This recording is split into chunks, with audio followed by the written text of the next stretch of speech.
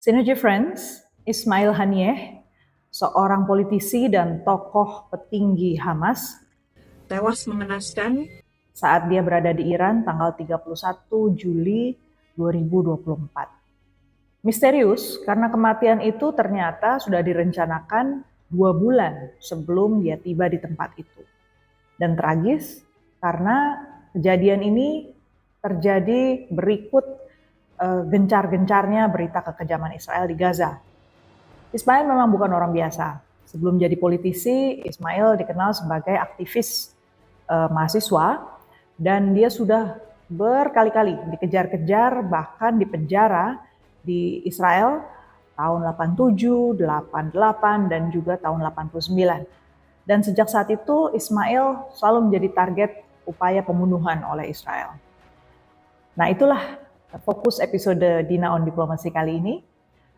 Pertama, mengapa Ismail Haniyeh dibunuh di Iran? Apa jadinya nasib Iran? Apa jadinya nasib Palestina? Dan apa implikasinya untuk Timur Tengah? Serta di bagian akhir saya akan menyentuh sedikit tentang apa yang perlu diantisipasi oleh Indonesia. Dah, yuk kita kupas sekarang juga. Jangan lupa subscribe, like, share, komen, supaya makin semangat nih kita bikin kontennya.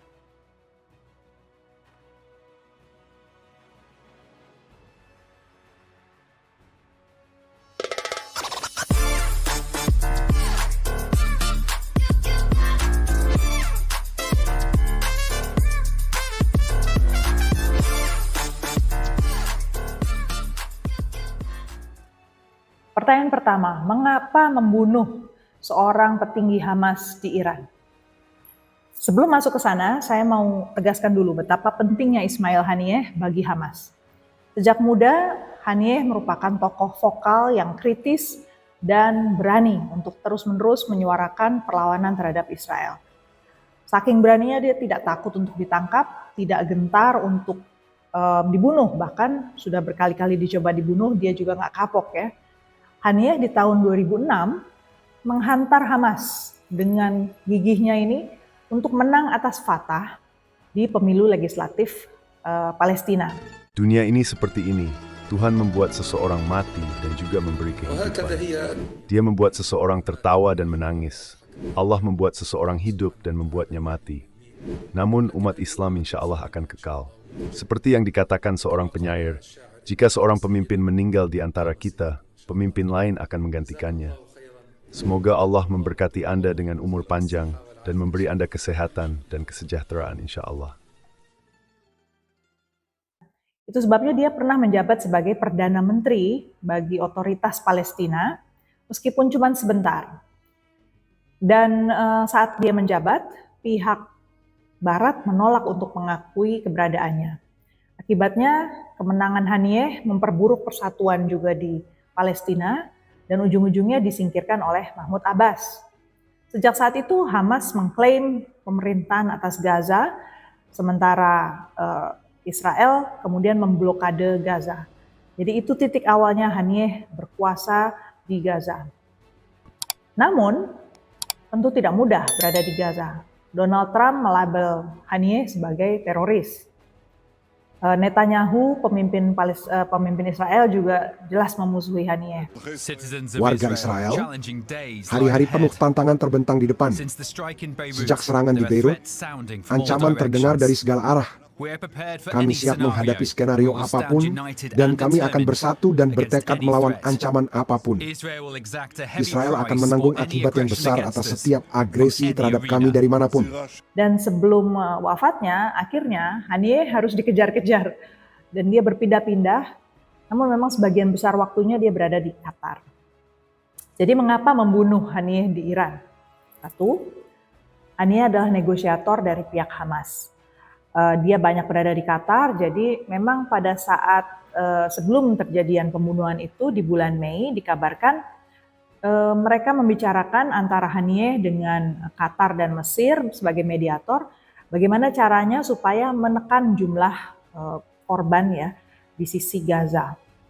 Kemudian yang kedua, mengapa membunuh Haniyeh di Iran? Karena Iran adalah musuh Israel. Iran di sini akhirnya menjadi kambing hitam ya.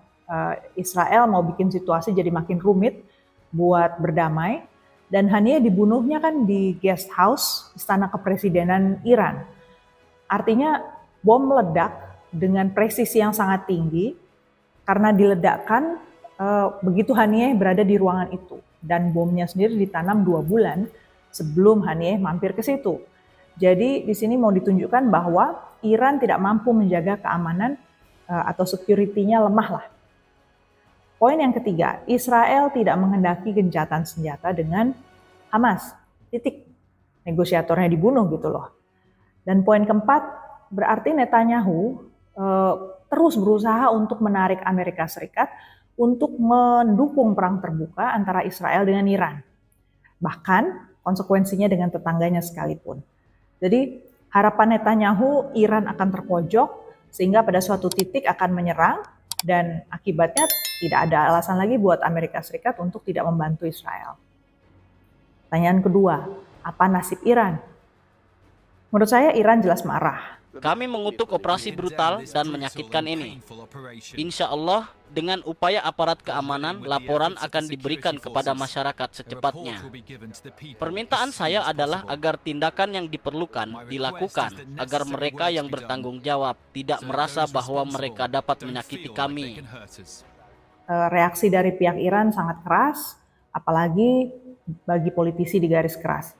Iran jelas akan membalas pembunuhan Haniyeh oleh Israel. Tapi memang strateginya yang belum terbuka sekarang, belum terungkap.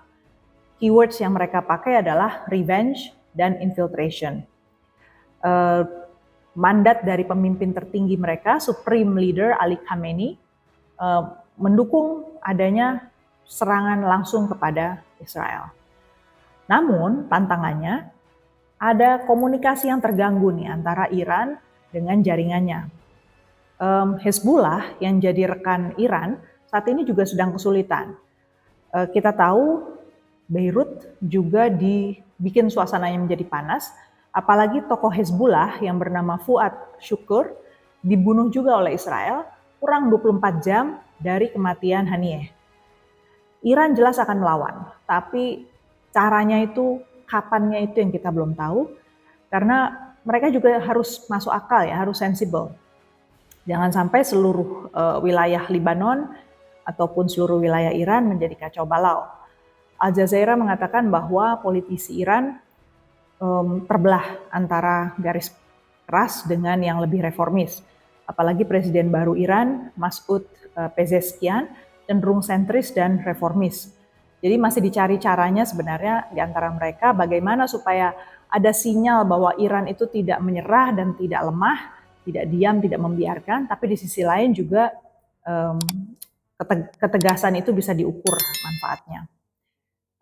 Tapi yang pasti Iran jadi makin sulit ya menggunakan jalur-jalur damai karena sudah dipermalukan sedemikian. Kita masih ingat ada episode saya yang sebelumnya juga yang membahas tentang serangan Israel ke konsulat Iran di Damaskus, Syria pada 1 April 2024. Pertanyaan ketiga, apa nasib Palestina? Menurut saya buruk ya nasibnya, karena meskipun tanda-tanda genosida sudah seperti perang di siang bolong gitu ya, tak ada satupun negara yang ternyata bisa berkutik melawan Israel. Amerika Serikat pun kalau dalam pandangan saya berarti tersandera ya oleh Israel. Siapapun yang menang nanti dalam pemilu Amerika Serikat bulan November 2024 bisa dipaksa Netanyahu untuk berperang buatnya. Otoritas Palestina di tepi barat mengecam pembunuhan Haniyeh, tapi yang menarik di sini mereka bilang efeknya minim untuk Palestina. Jadi menurut saya ini sangat bertolak belakang dengan realita bahwa Hamas di sisi lain sudah mengumumkan pengganti dari Haniyeh adalah Sinwar.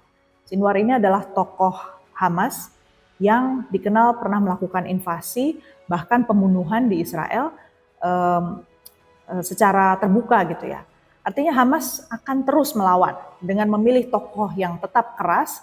Artinya kalau otoritas Palestina tidak menyatukan gerakan mereka dan tidak mengambil posisi yang berbeda dengan sebelum-sebelumnya, Palestina akan menjadi makin lemah.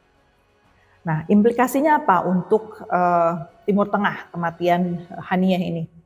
Satu, Qatar dan Mesir sebagai mediator dari upaya gencatan senjata jelas terblokir. Perdana Menteri Qatar misalnya Sheikh Mohammed bin Abdurrahman Al Thani di X mengatakan bahwa pembunuhan Haniyeh dan berlanjutnya upaya untuk membunuh kaum sipil di Gaza itu menjadi satu pertanyaan penting, bagaimana mungkin suatu proses mediasi bisa dijalankan kalau tokoh satu pihak dibunuh, apalagi pihak yang berusaha untuk melakukan negosiasi. Hal yang serupa juga dikatakan oleh Menteri Luar Negeri Mesir yang mengatakan bahwa niat baik Israel untuk berdamai tidak ada. Artinya, Synergy Friends, kita harus antisipasi ketegangan masih akan terus meningkat dan ujung terburuk adalah perang terbuka di Timur Tengah. Terakhir, berarti apa yang harus diantisipasi Indonesia? Gini, secara global berarti Amerika Serikat makin hilang kredibilitasnya. Makin tidak bisa dipercaya. Presiden mereka boleh mengatakan tidak tahu tentang strategi yang diambil oleh Israel, tapi faktanya data-data intelijen itu digunakan oleh pihak Israel dan itu diberikan oleh pihak Amerika Serikat. Kita tahu juga bahwa genosida ternyata begitu nyata dan sangat-sangat mendesak sebenarnya untuk Indonesia menyetop kegiatan pembunuhan sembarangan ini, pembunuhan sistematis terhadap kelompok-kelompok Palestina. Jadi siapapun artinya yang nantinya terpilih oleh Amerika Serikat menjadi presiden, itu harus merespon dengan serius. Dan Indonesia harus berhadapan dengan mereka itu. Indonesia tidak bisa sebatas mengatakan kita mengupayakan bebas aktif. Dan kita tidak bisa sekedar menutup mata, menyampaikan bahwa kita sudah menyampaikan posisi kita terhadap Amerika Serikat. Karena realita di sisi Amerika, seperti yang tadi sudah saya jelaskan ya, Amerika Serikat punya tanggung jawab yang sangat besar di situ. Beranikah kita menyampaikan itu pada Amerika Serikat? Kemudian yang kedua, Indonesia juga berniat masuk OECD, di mana Israel ada di situ. Bagaimana Indonesia kemudian menempatkan diri dalam organisasi ekonomi negara-negara maju tersebut? Apa yang mau dikatakan Indonesia juga dalam konteks ia berusaha untuk masuk ke dalam lembaga OECD di mana anggota-anggotanya termasuk Israel juga harus menunjukkan approval pada Indonesia. Itu beberapa refleksi saya untuk episode kali ini. Apa komentarmu? Ditunggu ya. Semoga bermanfaat. Sampai jumpa di episode berikutnya. Bye.